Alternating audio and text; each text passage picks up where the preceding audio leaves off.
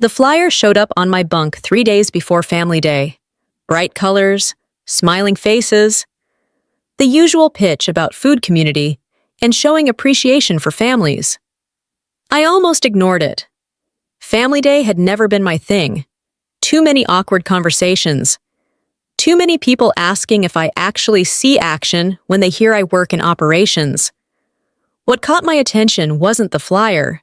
It was the sign-up sheet taped outside the admin building. My sister's name was on it. I stared at it longer than I should have. Brianna Coleman. She hadn't been on base before. Not once. Not for my commissioning, not for my promotions, not even after my first deployment. But suddenly, she was showing up for Family Day like it was a neighborhood barbecue. That should have told me everything. Family Day came fast. The weather was perfect in that annoying staged way. Blue sky light breeze kids running around with face paint and cheap balloons. Sailors trying to look relaxed while still half in work mode. I showed up in civilian clothes. Black tee, jeans, hair tied back, no rank, no uniform. I wasn't there to represent anything. I just needed to be present and leave without drama. I was halfway through a conversation about parking when I heard her voice. Not Lieutenant Coleman, not officer, just my name. Drawn out, loud enough for people to turn. I knew that tone. I'd grown up with it. Brianna stood near one of the demo mats, microphone in hand, smiling like she was hosting her own event. Same posture, same confidence, same habit of taking up space like it belonged to her. She wore a fitted athletic jacket with her gym's logo on it. Of course she did. There you are, she said. I was wondering if you'd show. A few people looked between us. Someone clapped confused about why. I gave a small nod. Nothing more. She didn't miss a beat. So this is my little sister, Brianna, said into the mic. The Navy officer. Another pause. Another smile. She works in operations. You know, paperwork. That word landed exactly how she meant it to. A couple of people laughed. Not cruelly, just enough. I felt it anyway. I'd heard that joke before. From cousins, from old classmates, even from strangers who think anything without a rifle doesn't count. It never bothered me much. But coming from her in front of my command on base, it hit differently. Brianna kept going. All those years of training, she said, and she ends up behind a desk. She laughed. Someone near the food tents laughed with her. Her coach, standing off to the side in a black G-top, smiled like he'd been waiting for his cue. I didn't respond. That seemed to annoy her more than if I had. She tilted her head. Relax, I'm kidding. Sort of. She stepped closer to the mat and gestured toward it. We're doing a little sparring demo today, she said. Just for fun. No egos, no pressure. She looked straight at me. What do you say? She asked. Want to show everyone what Navy training looks like? I could feel eyes shifting in my direction. Sailors, families, kids, phones already half raised. I didn't answer right away. There's a moment like that where you run the outcomes in your head. If I said no, it would turn into a joke about fear. If I said yes and treated it like a fight, it would look like I'd lost control. Either way, it would be my problem. Brianna knew that. She always had. Her coach stepped forward a little, like he was already stretching without stretching. Big guy, confident, black belt stitched on his sleeve. The kind of calm that comes from thinking you're about to win. Come on, Brianna said. It's just sparring. I finally spoke. I'll do it, I said. She smiled wider, but I added, I'm not throwing a single punch. That made her laugh. Real laugh this time. Oh my God, she said. You hear that paperwork rules already? Her coach chuckled. Someone whistled. The moment tipped fully into spectacle. I stepped onto the mat anyway. If you're enjoying this story so far, take a second to comment what you think is really going on here and subscribe to the channel so you don't miss the rest. The mat felt familiar under my feet. Not because I spent time fighting, but because balance is balance no matter where you learn it. Brianna handed the mic off and backed away, arms crossed, watching like this was already hers. Her coach bowed casually. "No punches," he said. "Got it." I nodded once. The bell rang. He moved first. Of course he did. Quick step in testing distance. He expected me to flinch or reach. I didn't. I shifted. Barely. Just enough to stay aligned. He tried again. Faster. A little more weight behind it. Still nothing from me. I could hear Brianna. From the edge of the mat. "Don't go easy on her." That was when I knew this wasn't about fun. It never had been. He committed harder on the third move, trying to force something. That's when it happened. His center was off by inches. Maybe less. I didn't trip him. I didn't grab. I didn't strike. I stepped past. His momentum did the rest. He stumbled, tried to recover, and went down on one knee. Not hurt, just surprised. The sound around us dropped out. No cheering, no laughing, just a sharp ox-seaward silence. I stayed where I was, hands open, breathing steady. He stood back up fast, too fast, waving it off like it didn't matter. But it did. Everyone could see it on his face. I looked past him. Brianna wasn't smiling anymore.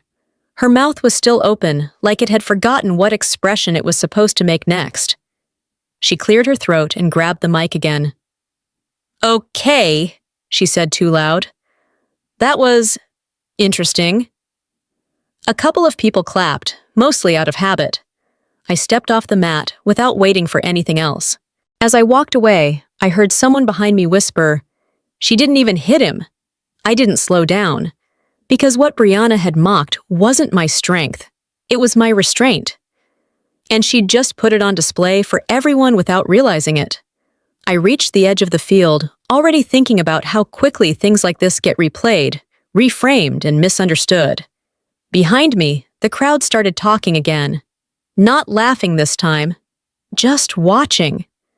I kept walking even after I reached the edge of the field, mostly because stopping would have meant turning around, and I wasn't interested in doing that yet.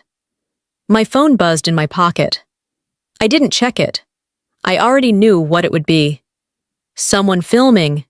Someone tagging. Someone trying to explain what they thought they saw.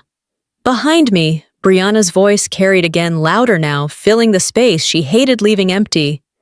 She was already reframing the moment, joking it off, calling it a warm-up, like that word could rewind time. That was always her move. If something didn't land the way she planned, she talked over it until it did. That wasn't new. Growing up, Brianna had always needed to be the strongest person in the room.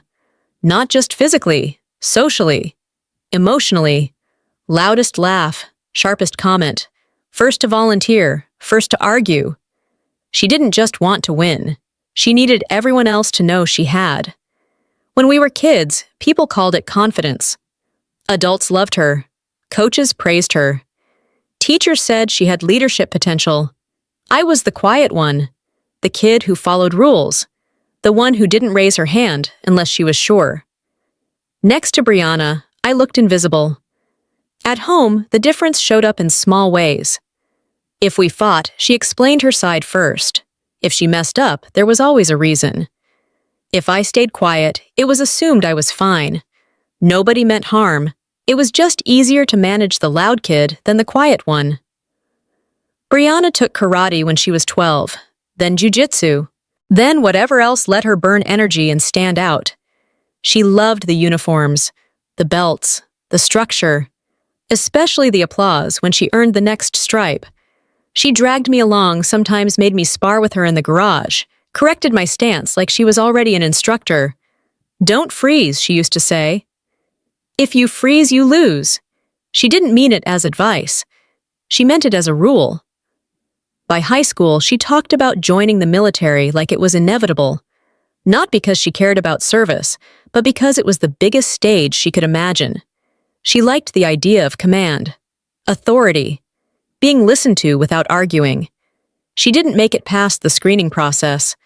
That part rarely comes up now, but it changed everything. She came home that day angry in a way I hadn't seen before. Not loud, tight. She tore up the paperwork in the kitchen and laughed like it was a joke that only made sense to her. When I asked what happened, she said it was political nonsense and told me not to worry about it. I didn't push. A few months later, I started my own application. I didn't tell her right away, not because I was hiding it, but because I didn't think it mattered. I wasn't trying to be anything special.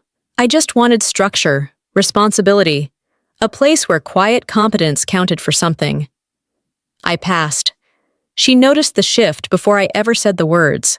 The way people looked at me, the way our parents asked different questions, the way I left for training and came back changed even if I didn't talk about it. That's when the joke started. Must be nice having a desk job, she'd say whenever I mentioned work. All that training just to push paper. At first it was casual, almost playful. Over time it sharpened. The more settled I became, the louder she got. She opened her gym, built a following, started posting clips online. Strong woman, no excuses, no limits. People loved it. She loved it more. I never commented, never corrected her when she told stories that made it sound like she'd trained me, shaped me, prepared me for everything I'd done. Letting her have that version felt easier than challenging it. I didn't think it mattered. Standing on that field, I realized it always had. Family Day hadn't just been a joke gone wrong. It was Brianna stepping into my space and reminding everyone which version of strength she believed in. Fast, visible, loud. The kind that plays well on camera. What she didn't account for was how much of my life had been built around doing the opposite. Operations isn't glamorous. Nobody cheers for a clean logistics plan. Nobody claps when schedules align and equipment arrives on time. But when it fails, everyone notices. When it works, people get home. That's the trade. Brianna never understood that. To her, anything without immediate impact didn't count. I checked my phone once I was out of sight. 12 notifications, 3 texts, one from our mother that just said, "Call me when you get a minute." I didn't respond. I watched a short clip someone had already posted. The angle was tight, no context, just me stepping aside and her coach losing balance. The caption made it look intentional aggressive, like I'd set out to embarrass him. That's when I felt it. Not pride, not satisfaction. Something colder. The awareness that this moment wasn't over just because I'd walked away. Brianna had always been good at controlling the story. Better than me. Better than most people. And now she had footage and audience and a reason to keep pushing. I locked my phone and slipped it back into my pocket. Around me, the base was settling back into its rhythm. Kids drifting toward food trucks, sailors regrouping, someone laughing too loudly about something unrelated. Life moving forward like nothing had happened. That was the part Brianna never noticed. Things keep going whether you're ready or not. I took a breath, adjusted my shoulders, and made a decision I'd made plenty of times before. Not to explain, not to defend, not yet. Control wasn't about winning that moment on the mat. It was about deciding what mattered next. I headed toward my car, already aware that by the time I got home, the version of events people were seeing wouldn't look much like what I experienced. And once a story like that gets loose, it doesn't wait for permission to grow. I sat in my car for a minute longer than necessary, hands still on the steering wheel, letting the noise from the field fade behind me. The engine was off. The air was warm. My phone stayed dark and the cup holder face down, like it knew better than to interrupt. People hear operations and picture a cubicle. Fluorescent lights, coffee cups, spreadsheets that don't matter. That's the version Brianna had been laughing at for years. And judging by the comments already piling up online, plenty of others agreed with her. What they never see is the margin. Operations, lives, and margins. Time windows, fuel limits, weather shifts, crew fatigue. The stuff that doesn't look dramatic until it goes wrong. My job wasn't to look brave. It was to make sure nobody had to be. The last deployment I'd been on didn't come with a story people like to repeat. No firefights, no dramatic rescues, Just weeks of planning, rerouting, recalculating, and adjusting because the original intel was outdated before we even touched down. Every decision had a downstream effect. Move this convoy, and another unit waits. Delay that flight, and someone misses their slot. Push too hard, and people break. Push too soft, and things fall apart. You learn fast that confidence isn't loud. It's quiet and boring and repetitive. It's checking the same numbers again because the cost of being wrong isn't embarrassment. It's people. That's the part Brianna never understood. To her, strength was visible. If nobody was watching, it didn't count. I'd learned the opposite. On deployment, nobody cares how impressive you look. They care whether the plan holds when something shifts at the last minute. They care whether you panic when a variable changes. They care whether you can absorb pressure without passing it down the line. You don't get applause for that. You get silence, and silence in the Navy usually means things are working. By the time I pulled out of the lot, my phone buzzed again. I glanced at the screen at a red light. A message from a junior officer I'd mentored months earlier. Just 6 words. Is this what people think we do? I didn't answer right away. Because the truth was yes. For a lot of people, that's exactly what they think. That officers like me sit comfortably removed from consequences pushing paper, while others carry the weight. It's an easy story. Cleaner than reality. I got home, kicked off my shoes, and dropped my keys on the counter. The apartment was quiet. No background noise. No notifications screaming for attention. I poured a glass of water and leaned against the counter, replaying the look on Brianna's face when the mat went quiet. She hadn't been angry, not yet. She'd been confused. That told me more than anything she'd said into the mic. The thing about planning is that it rewires how you see situations. You stop reacting to the obvious move and start watching what comes after. Brianna's challenge hadn't been about proving I could fight.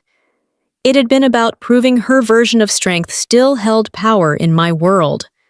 Letting her coach step in first hadn't been a trick. It was instinct. You don't counter force with force unless you have to. You let momentum show itself. You let mistakes surface on their own. That's not martial arts. That's operations. People think paperwork is passive. It isn't. It's delayed action. It's choosing not to act until the moment actually matters. I checked my phone again. More messages now. Some supportive, some confused. One from a guy I barely remembered from high school asking if I'd always been into fighting. That one made me snort out a laugh. No. I'd always been into not needing to. I scrolled past the comments on the video. I didn't read them closely. You don't need to. They fall into patterns fast. Half of them were impressed for the wrong reasons. The other half were angry about a story they'd already decided was true. Neither group was interested in what had actually happened. That was fine. At work, we talk a lot about optics, not because we care about appearances, but because appearances affect trust. Trust affects cohesion. Cohesion affects outcomes. It's all connected, even when people pretend it isn't. I thought about the sailors I worked with, the ones who trusted me to give clear guidance when plans shifted, the ones who didn't need a show, just consistency. None of them had been on that mat. None of them needed to be. What mattered was that I didn't let a public moment pull me into a private mistake. I sat down at the small table by the window and opened my laptop. Not to respond, not to defend myself. I pulled up a document I kept for work notes and typed a few lines. Nothing dramatic, just reminders. Control is cumulative. Silence isn't weakness. Don't rush the next move. I closed the laptop without saving. The point wasn't the words, it was the habit. Brianna had always acted like power was something you grabbed in the moment, something loud, something immediate. That mindset works when you're the biggest personality in the room. It fails when the room gets larger. I checked my phone one last time and finally replied to my mother. Just one sentence. I'm fine. I'll call later. Then I put the phone back down. Outside, a car passed.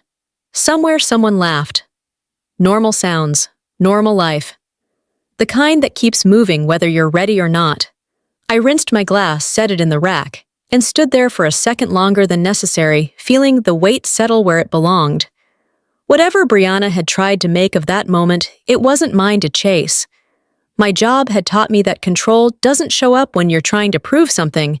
It shows up when you decide not to. And I wasn't done deciding yet.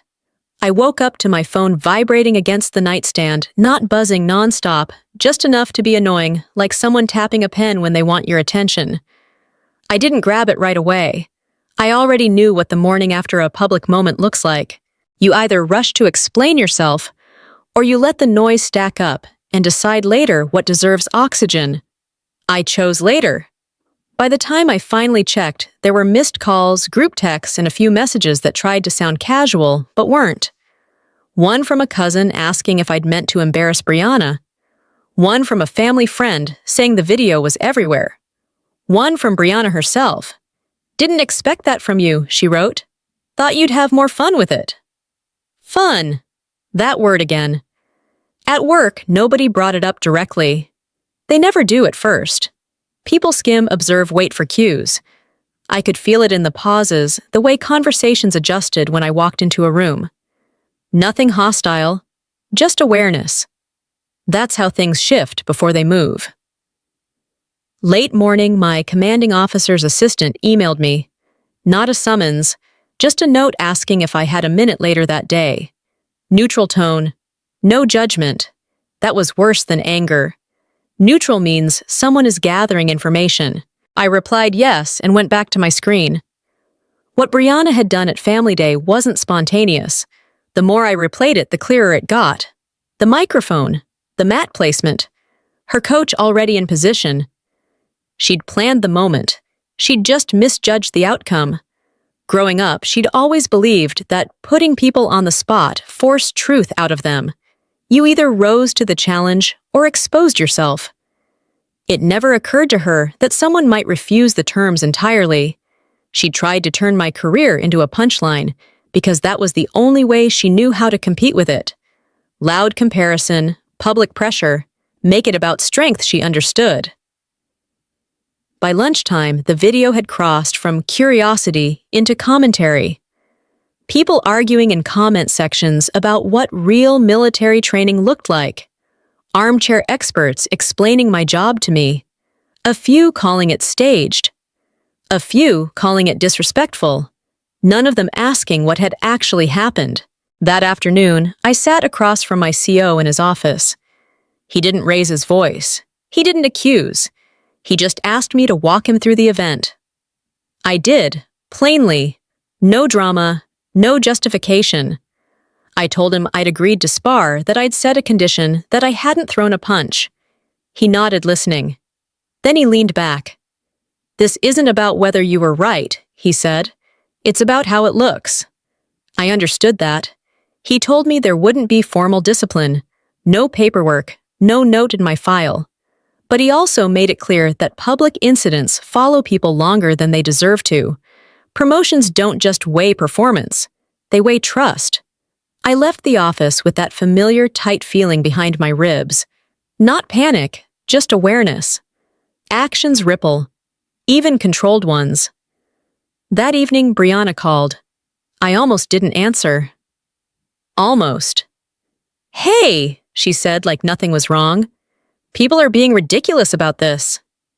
I let her talk. She always filled silence faster than I could. She complained about the comments, about how her coach looked bad, about how people were misinterpreting her intent. At no point did she ask how I was handling it. She assumed, like always, that I'd adjust. "You could have leaned into it," she said. "Played along. Made it fun." "That wasn't fun," I said. She paused. Just long enough to register surprise. "It was a demo," she said. "You made it weird." There it was. In her mind, I'd broken an unspoken rule. I'd refused to perform. "You mocked my job," I said. "On base. In front of my command." She scoffed. "Come on. Everyone knows what I meant." I did know what she meant. That was the problem, she sighed. I thought you could handle it. You're the disciplined one. That word landed harder than anything she'd said earlier. Handle it. As in, absorb it. As in, take the hit quietly so she didn't have to adjust. I didn't argue. Arguing would have turned it into a debate, and debates are her home turf. I'm not doing this over the phone, I said. She laughed lightly, already pulling back. Fine. Don't be dramatic. We hung up without resolving anything. That was her version of resolution. Later that night, I sat on my couch with my laptop open, the video paused on my screen. I hovered over the comment box longer than I should have. I could feel the response forming. Measured, clear, correct. Then I deleted it. Not because I didn't have the words, because words weren't the point. Brianna had thrown down a public challenge disguised as a joke. She'd tried to pull me into a world where strength is proven by spectacle and silence is weakness. Stepping onto the mat had already been a compromise. Explaining myself online would have been another. I closed the laptop and stood up, pacing the length of the room once then again. My body still remembered the mat, the weight shift, the timing, the calm that came from not rushing. That calm wasn't accidental. It was trained. Not in a gym, in briefing rooms, in late-night calls. In decisions where acting too fast made things worse. Brianna thought she'd challenged my ability to fight. What she'd actually challenged was my willingness to play her game. I grabbed my keys and headed out for a walk, letting the night air do what it always did. Cool things down, slow them down, give space for the next move to make itself obvious. By the time I looped back to my building, my phone had buzzed again. Another message. Not from Brianna this time. From someone I hadn't spoken to in years. A former deployment contact. Saw the clip, it read. That wasn't showing off. That was control. I stopped on the sidewalk, reread it once, and slid the phone back into my pocket. Some challenges don't end when the mat clears.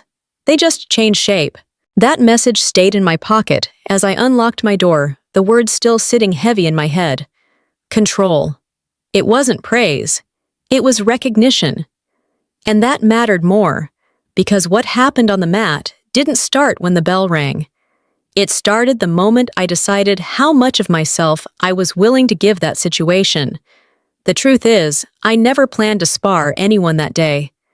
I'd gone to family day expecting small talk and awkward smiles, not a microphone and a challenge. When Brianna pointed at the mat, I had already clocked the details. The spacing, the crowd, her coach's posture. He wasn't there to demonstrate. He was there to dominate politely. That's why I set the condition. No punches.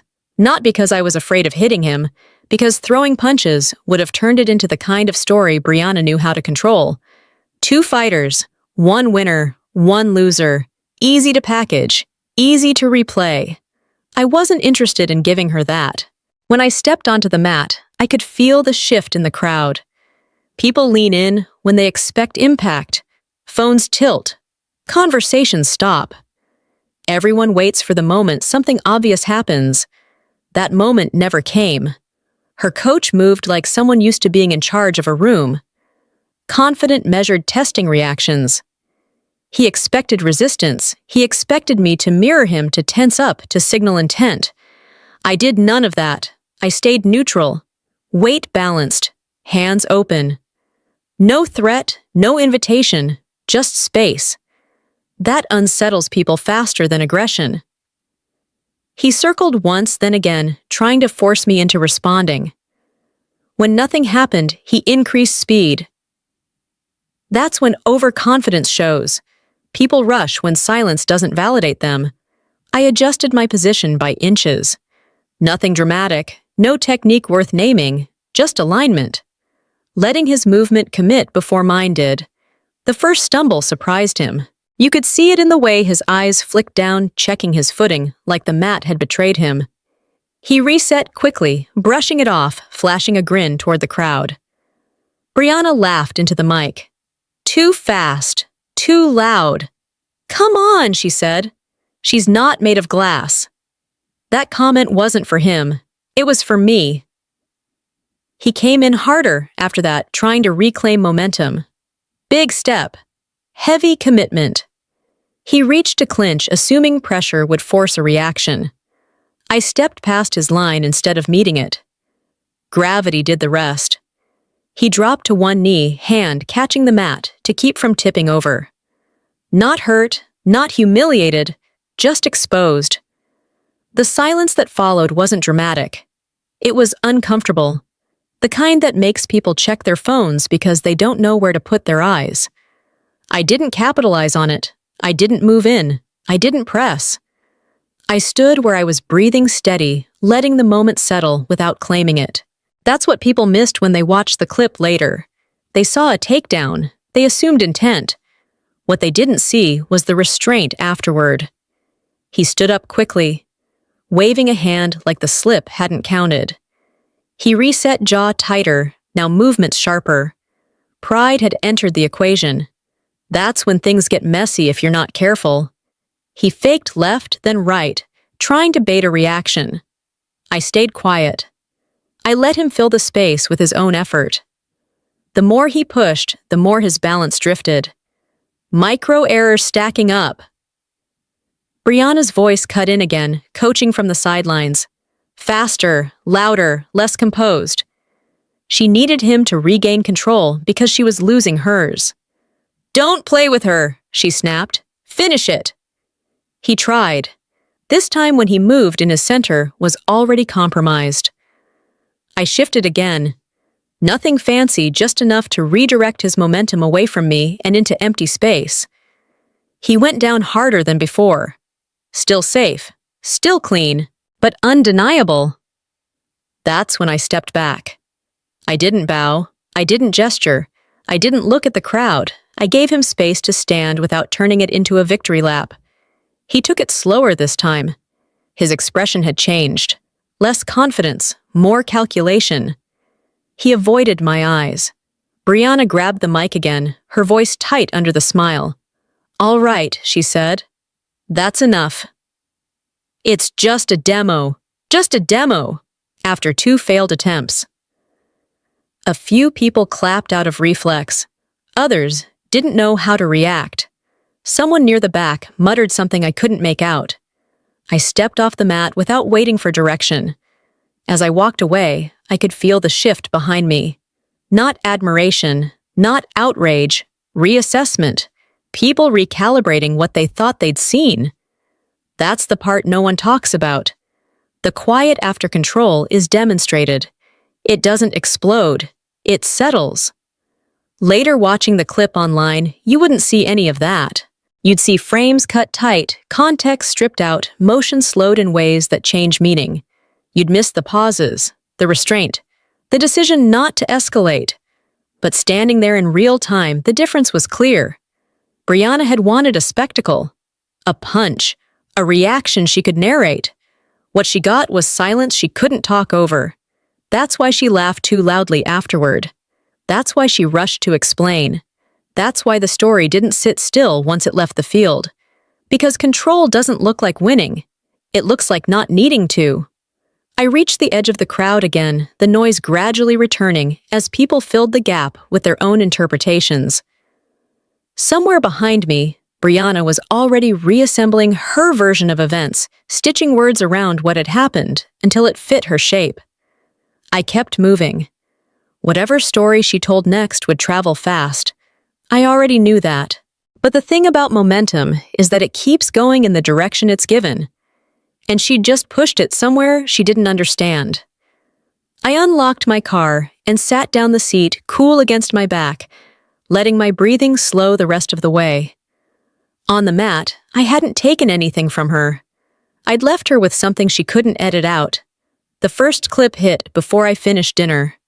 I knew because my phone buzzed on the counter, not once but twice, the kind of back-to-back vibration that means someone didn't bother with context. I didn't rush to pick it up. I was already familiar with how quickly a moment can be flattened into something it never was. When I finally looked, the video was short. Too short. Cropped tight on the mat. No wide angle. No sound from the crowd, no lead-in, just me stepping him stumbling and a freeze frame that made it look intentional in the worst possible way. The caption did the rest. Military officer humiliates black belt coach. No mention of family day. No mention of the mic. No mention of the condition. No mention of the 2 times he initiated. Just a clean, sharp narrative that fit neatly into a few seconds of outrage. The comments moved faster than the facts ever could. Some people cheered, others accused. A few claimed it was staged. A few more said it was proof that military training was overhyped. Someone zoomed in on my face and labeled it dead-eyed aggression. Another said I should be disciplined for representing the Navy like that. I closed the app without replying. By the time I rinsed my plate and set it in the rack, there were 3 new messages. One from a sailor I worked with asking if I was okay. One from a distant relative who hadn't spoken to me in years but suddenly had opinions. One from Brianna. She'd posted it. Not the full video, her edit. I opened her page and watched it once all the way through. She'd slowed the footage at the exact moment he went down, cut the audio, and layered on a caption that framed it as arrogance instead of restraint. She didn't insult me directly. She didn't have to. The framing did the work for her. Below it, she'd added a comment of her own. Guess paperwork still hits hard. That one stung more than I expected. Not because it was clever, but because it was calculated. She'd taken the same joke she'd used on base and turned it into a punchline for thousands of strangers. I set the phone down and walked to the window, staring out at the street below. Cars passed. Someone walked a dog. Life continued completely unaware of the narrative being built about me in real time.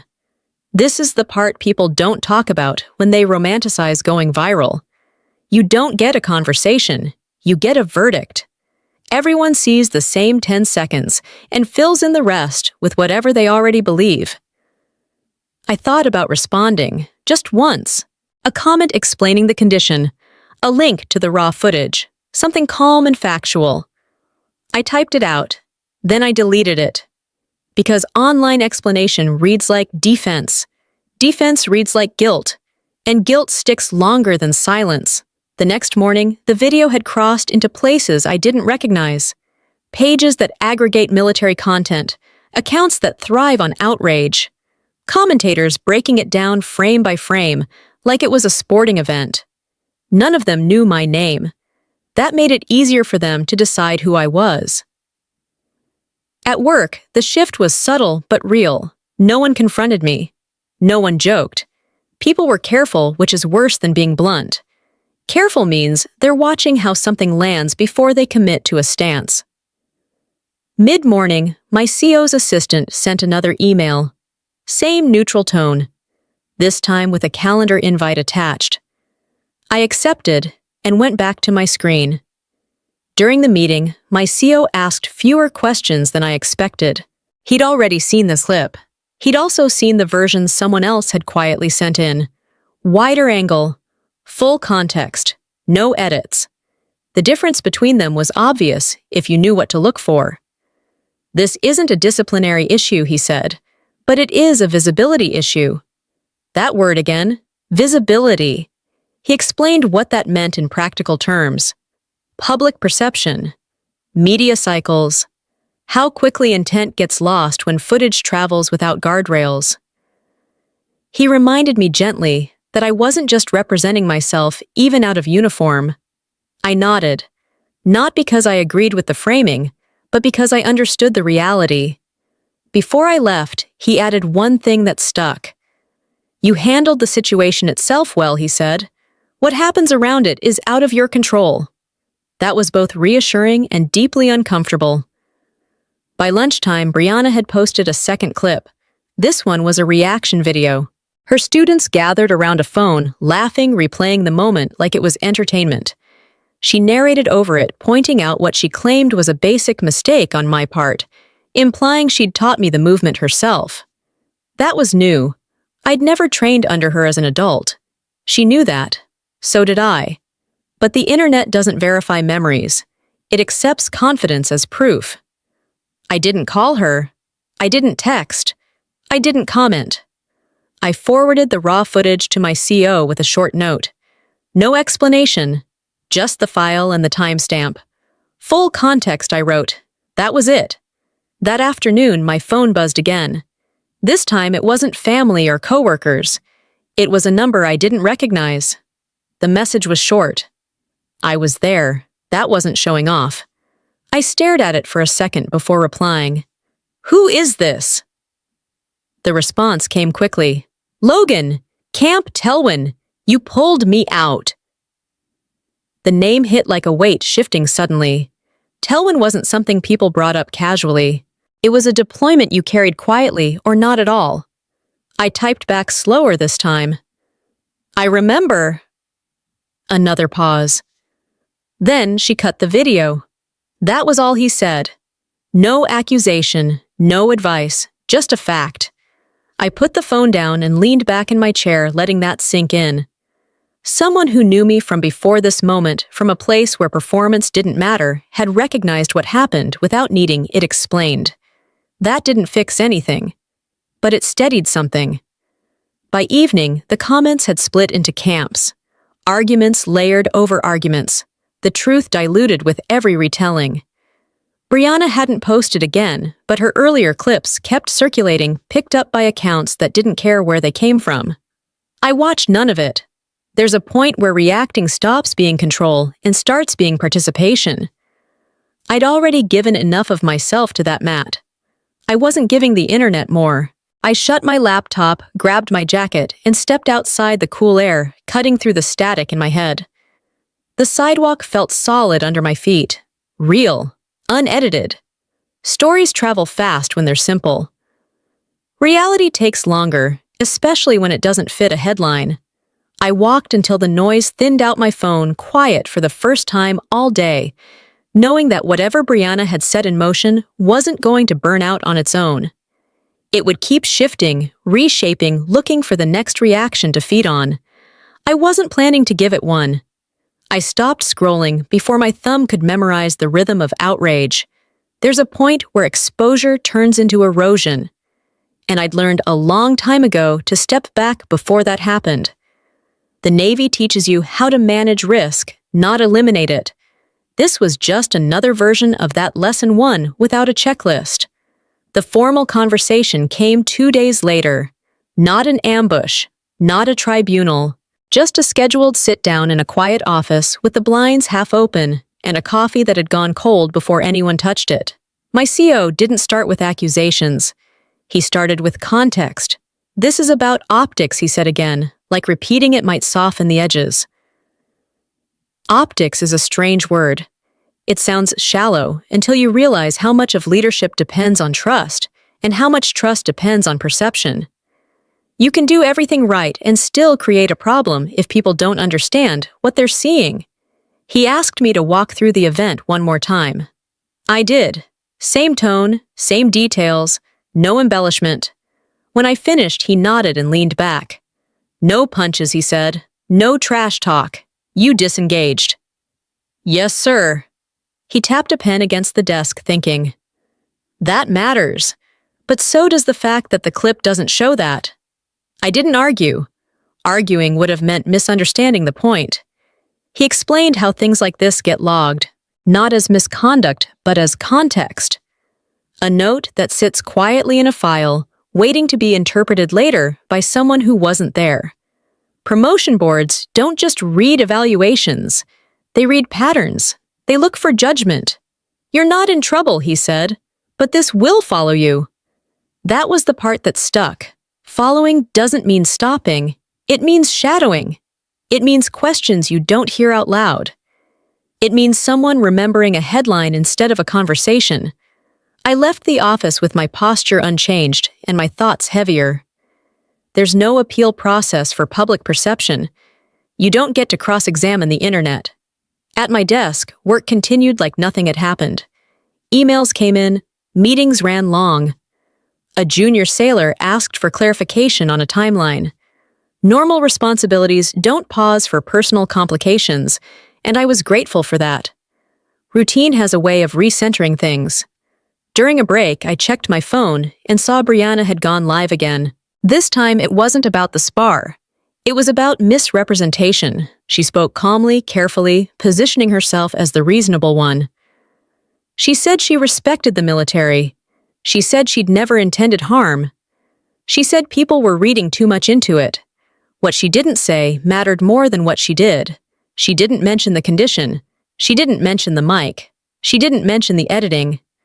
Watching it felt like listening to someone explain a fire they'd started while standing next to the matchbox. I turned it off. Later that afternoon, a senior officer I trusted stopped by my desk. No clipboard, no notes, just a quiet presence. "You okay?" he asked. "Yes, sir." He studied me for a second, then nodded. "Good. Keep it that way." That was it. No advice, no warning. Just a reminder that the best thing I could do was not make it worse.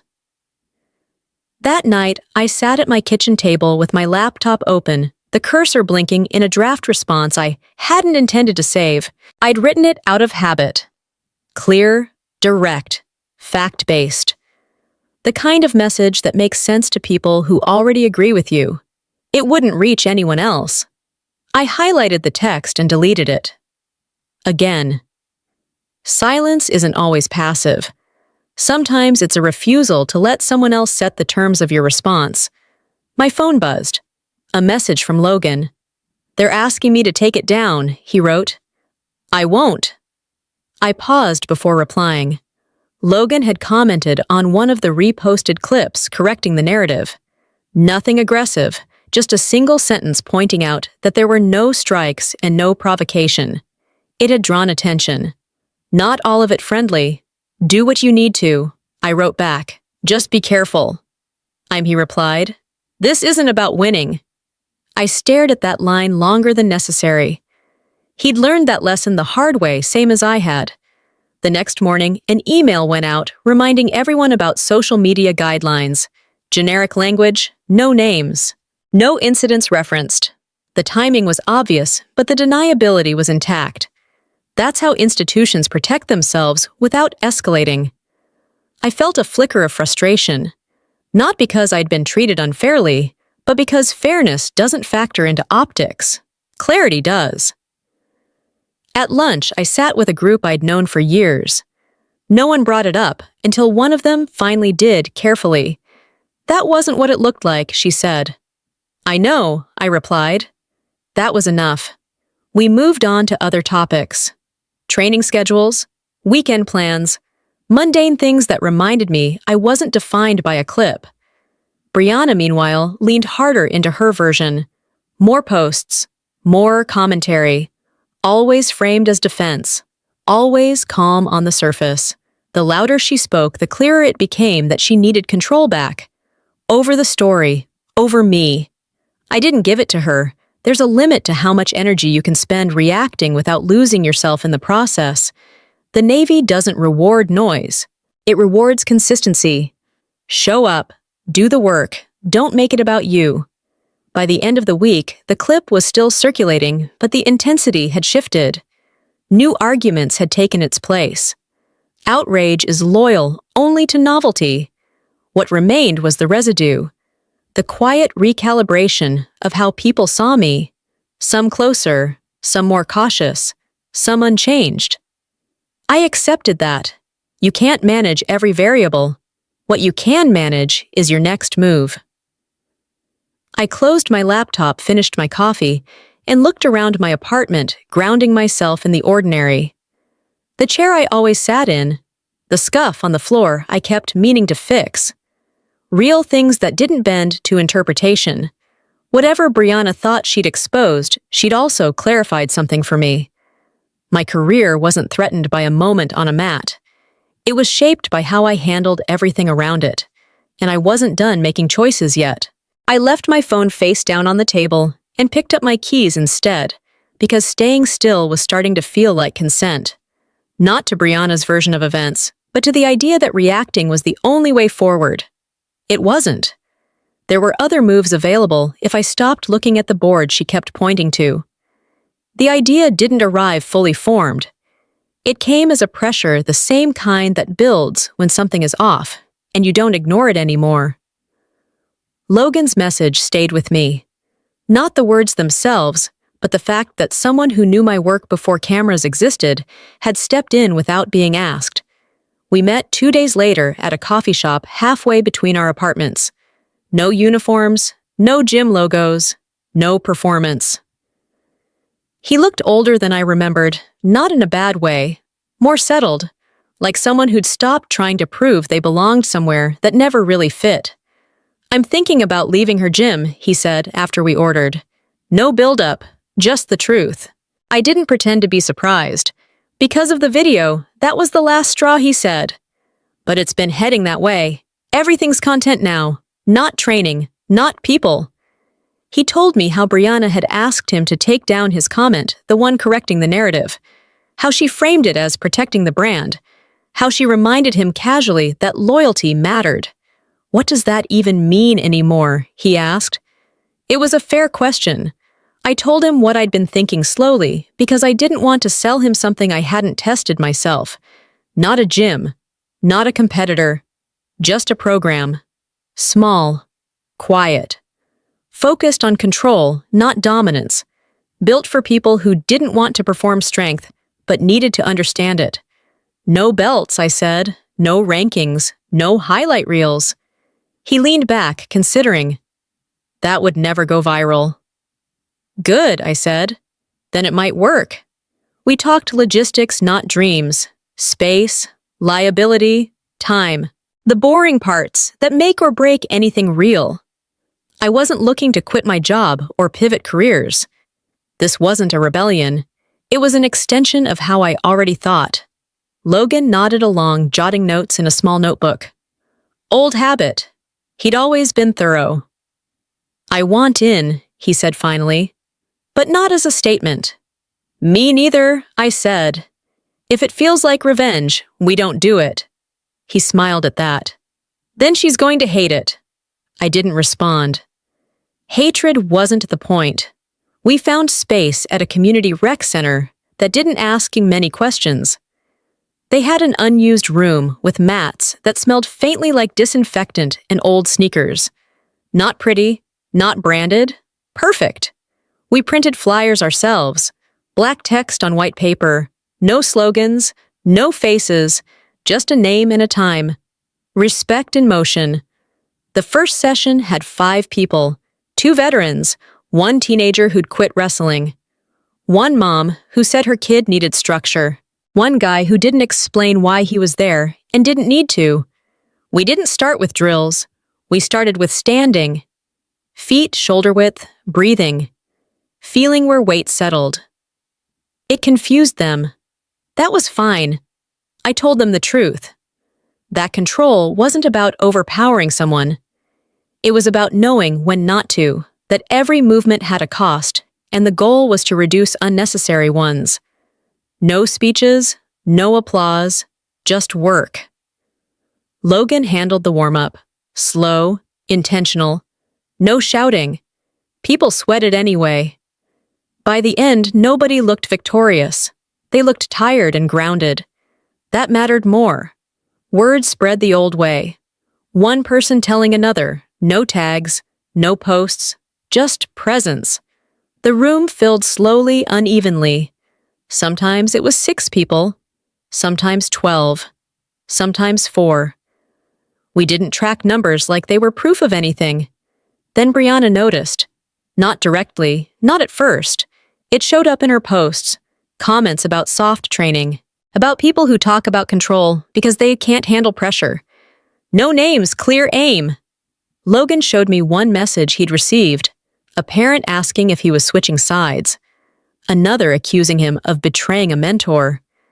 She's using loyalty like a leash, he said. Document everything I told him, then ignore it. That advice surprised him. You don't want to respond? No, I said. I want to outlast. The rec center asked if we wanted more time slots. We said yes to one, then another. Still no branding, still no videos. One Saturday, I noticed someone standing quietly near the door before class started. Black hoodie, hair pulled back, no phone out. Brianna. She didn't announce herself, didn't smile, didn't speak. She just watched. Logan saw her too. His shoulders tightened. I shook my head slightly. Let it be. She stayed for the entire session, arms crossed, expression unreadable. When class ended, she didn't clap. She didn't comment. She just nodded once and left. The next week, she came back. This time, she took her shoes off. That got attention, not mine. The room's. People notice when someone chooses to step onto the mat instead of hovering around it. I walked over. You here to train? She hesitated, then nodded. If that's okay. No cameras, I said. Good, she replied. We didn't introduce her. We didn't give her space. She lined up like everyone else. She moved differently here, less sharp, less performative. She listened, let herself bent correct anyone. When she lost balance, she didn't joke it off. She adjusted and tried again. At one point, she fell. Not hard, just enough to surprise her. She laughed quietly more at herself than the situation. Logan shot me a look. I shrugged. After class, she helped roll up mats without being asked. No speech, no explanation. As she was leaving, she paused by the door. You didn't embarrass me, she said. I know, I replied. She nodded like that settled something. She came again the following week. And the one after that. Always early, always quiet, always participating, not leading. The room changed because of it. Not dramatically. Subtly. Kids relaxed. Veterans stayed longer. The energy flattened into something steadier. Whatever Brianna had tried to control with a microphone, she couldn't touch this. There was nothing to frame, nothing to clip, nothing to narrate. Just people moving, learning, recalibrating. I watched her one session as she helped a kid half her size find balance without pushing harder. She didn't raise her voice. She waited. Adjusted her own stance so he could feel it. That version of her hadn't shown up in years. I didn't call it forgiveness. I didn't call it reconciliation. I didn't name it at all. I just kept showing up same as everyone else, letting the work speak without asking it to explain itself. Brianna stopped standing near the door after a few weeks. It wasn't a conscious change, not something she announced or even seemed to notice herself. One Saturday, she just showed up, took her shoes off, and went straight to the mat without looking around first. No scanning the room, no checking who was watching. She lined up where there was space and waited like everyone else. That's when I knew something had shifted. Power doesn't disappear all at once. It thins out. It loses its grip quietly, the way noise fades when people stop reacting to it. Brianna had built her sense of authority on attention, on being the loudest signal in the room. Here, attention didn't work that way. Nobody deferred to her. Nobody challenged her either. She wasn't a guest or a threat. She was just another person learning to manage her own movement. At first, some of the regulars were cautious. They'd seen her online. They knew who she was. A few kept their distance, unsure if this was a temporary performance or a long game. I didn't reassure them. Reassurance creates hierarchy. We let behavior speak, and her behavior was consistent. She didn't try to teach unless someone asked. She didn't correct form publicly. When she saw a mistake, she adjusted her own stance nearby so the person could mirror it without being singled out. That kind of restraint doesn't come naturally to someone used to command. One afternoon during a partner drill, a teenager froze under pressure. He wasn't weak, just overwhelmed. The kind of freeze Brianna used to mock. I watched her notice it hesitate, then kneel to his level instead of looming over him. "Don't rush it," she said quietly. "You don't have to win the moment." He nodded unsure, but he tried again. This time he stayed upright. The look on her face afterward wasn't pride. It was recognition. Logan caught it too. Later, while we were stacking mats, he shook his head slightly. She's different here. She's listening, I said. That mattered more than any apology. Outside the rec center, the world hadn't stopped turning. Brianna's online presence still existed. Her gym still ran. Her brand still pushed content. But something underneath it had cracked. Students started asking questions she didn't have rehearsed answers for.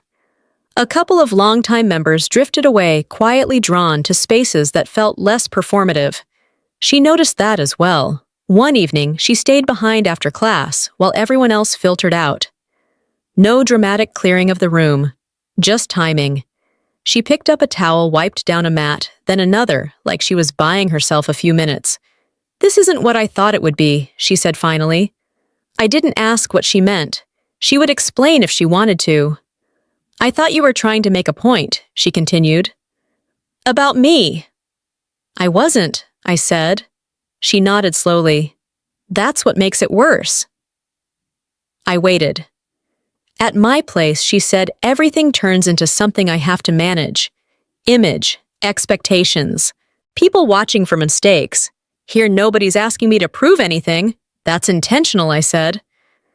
She laughed under her breath. Not bitter, tired. "I don't know how long I can keep pretending I don't like that." I didn't respond. This wasn't a negotiation. The power dynamic between us had always been uneven. Growing up, she set the tone and I adapted. At Family Day, she'd tried to reassert that by putting me on a stage. The irony was that stepping onto her stage had made it possible for me to build something without one. And now she was standing in it, unsure where her role fit. The shift wasn't dramatic. There were no confrontations, no ultimatums, just a steady erosion of the assumptions she'd carried for years. That loudness equals leadership. That visibility equals value. That silence is weakness. Here, silence was a skill. At home, I noticed my phone buzzing less. Fewer notifications, fewer opinions from people who didn't know me. The noise had moved on. That's what it does. It feeds then looks elsewhere. What remained was the work. One Saturday, a parent approached me after class. She gestured toward Brianna, who was helping a younger student retie their shoes. "I didn't realize that was your sister," she said. "She's really good with the kids." "Yes," I said. "She is." The woman smiled. "She doesn't try to be impressive." I watched Brianna carefully loop the laces, double knotting them without rushing. She didn't look up. She didn't hear the comment. That was the point. Later, as we locked up, Brianna lingered again. This time, she didn't talk. She just stood there, hands on her hips, looking at the empty room. "You're not trying to replace what I built," she said. "No," I replied. "You're not trying to outdo me." "No," she exhaled. "Then what are you doing?" I thought about that. About the years of work that had never needed explanation. About decisions made quietly that kept other people safe without earning applause. About how easily spectacle collapses when it stops being fed. "I'm doing my job," I said. She nodded like that answer both annoyed and relieved her. That night, she showed up the way she always did now. Early. No camera, no announcements. She took her place on the mat and waited for the session to start. When class began, I paired people off without regard to background or experience. Brianna ended up with a woman who'd never trained before. Smaller, nervous, unsure where to put her hands. I watched Brianna slow herself down, mirror the woman's pace, let herself be redirected without correcting it immediately. They moved awkwardly at first, then more smoothly. Not perfect, just honest. The woman smiled when it clicked. Brianna smiled back softer this time. The power shift didn't look like victory. It looked like adjustment, like someone realizing they didn't need to be at the center of every frame to matter. I wiped down the last mat and stacked it against the wall, the room quiet except for the hum of the lights. Brianna picked up the trash bag without being asked. Same time next week, she asked. "Yes," I said. She nodded once and headed for the door, not waiting to see if anyone noticed. I turned off the lights and locked up behind her, aware that whatever had started as family drama had settled into something else entirely. Not resolution, not closure, just a new balance forming in real time, without ceremony, without anyone declaring it. I noticed it the morning I forgot to check my phone before leaving the apartment. No habit tugging at me. No instinct to scan for updates or reactions. Just keys wallet door. The noise had finally thinned enough to disappear on its own. At the rec center, the room was already half full when I arrived. Shoes lined up along the wall, bags tucked under benches, the low hum of people talking without trying to impress anyone. Brianna was there, early sleeves rolled up, setting out water bottles like it was her assigned task. Nobody asked her to do it. Nobody thanked her. She didn't look around to see if anyone noticed. That was new. We started the session the same way we always did. Standing, feet planted, breathing slow enough to feel weight settle instead of bounce. I watched the room come into alignment without saying much. Control doesn't need instruction once people understand what it feels like. Logan took over the warm-up.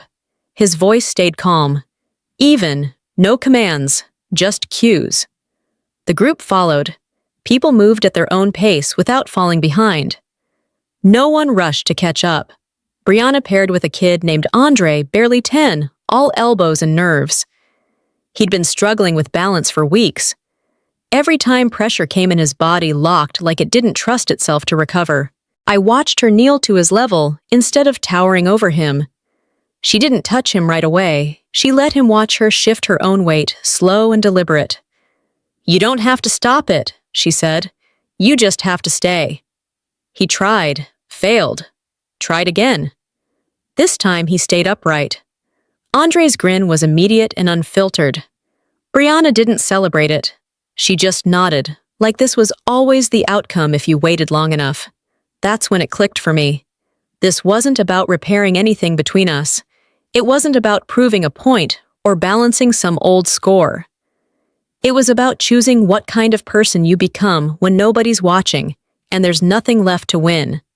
After class, parents lingered. Kids packed up slowly, reluctant to leave. Someone asked about next week's schedule.